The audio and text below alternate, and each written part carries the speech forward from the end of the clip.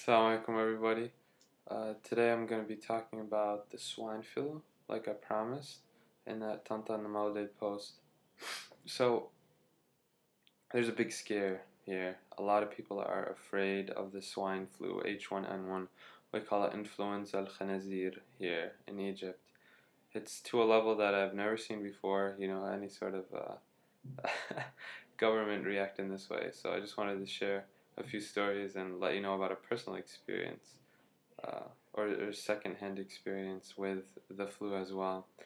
So when all the students came back here after the summer, one of the students from my program ended up catching the swine flu from another country, not from Egypt. And I heard mostly it's from outside of Egypt, but the Egyptian government is afraid that it'll mix with bird flu because swine flu is easily contracted and bird flu is deadly. But I don't know the real reason, to tell you the truth. So he came back, and we were all waiting on our floor for the tests to come back, the test results, and it turned out positive for swine flu.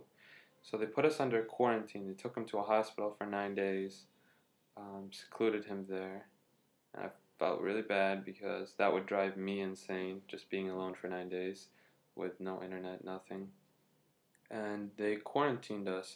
But it was a weird sort of quarantine. They said if anybody exited, that they would be kicked out of their program. And it's not just my program. My program has maybe 4 or 5 guys here. There's another program that has maybe 20 or so guys, and you have some Egyptians as well. And the only exceptions were made for Egyptian students who had exams, because med students had already had classes here. The whole semester for everyone at Alexandria University got delayed because of the swine flu as well. So, I mean, everything is being changed. Ministry of Education, the whole government structure. I talked about the tents in Ramadan being cancelled, the tents at the Mawlid being cancelled. It's very interesting. I think you might have heard about the government ordering the killing of all these pigs out of fear of the flu as well. So, I mean, just big reactions. We'd see on the news of elementary, I think it was, and middle school students all wearing masks. They handed out masks. They asked us to wear them. I never wore one because if you actually read about the flu, you won't be afraid. So check it out on Wikipedia or something else, or ask a doctor. Yeah, there were also people just in general being afraid. Until now, you have people who come to class with tissues like this, who are afraid that they'll contract the virus. And white people, there's this fear of white people having swine flu. So when I went to visit my friend after the week-long quarantine, which was interesting, we weren't allowed to leave, but people were allowed to come. So directors and staff of our study abroad programs were allowed to visit us, but we weren't allowed to leave, which doesn't make sense. It's not logical. Also, Egyptian students can go to exams, but exams have a lot of students in them, so there's a higher likelihood that others will contract the disease.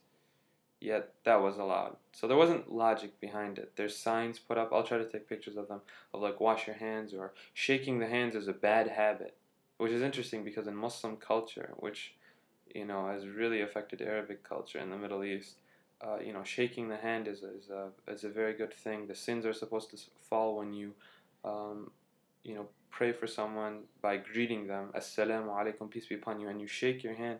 Well, the sins are supposed to be falling while you're doing that. So it's a very, respected act. It's how you do bay'ah. It's how you pledge allegiance. Physical contact is important. I mean, it's how we as humans keep in touch, I think, with other humans. It's that physical touch, not only the emotion through verbal communication, but also through body language. We ended up finding out that it was just, I don't know, some sort of miscommunication. We weren't even supposed to be under quarantine. We were supposed to be under observation. Everyone got their own thermometer. Mine is over there on the table. And we had to constantly, every single day tell them our temperature to make sure we weren't sick. And so I thought it was an overreaction. Oh yeah, so getting back to the hospital. We went to the hospital, and I went with one of my friends who's, white American.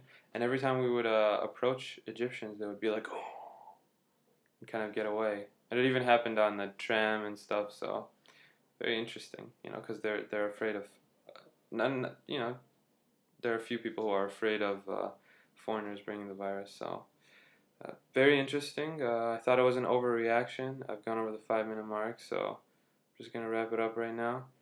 Um, I don't know. I never even heard of the disease, to this extent in the U.S. So it's definitely different here, different reaction. A lot of people are scared. In one lecture hall, they brought in all these people and government officials to give us a lecture on it. So I just walked out. Take care, and I'm feeling a little bit under the weather. I think that's the expression. I'm forgetting English a little bit. So if you could just pray for me. I think it's from all the fool and the falafel that I've been eating. That's really affected my intestines. It's not good. So I'm trying to diversify my diet, eat healthier food, and eat out more. Okay? So take care. Assalamu alaikum.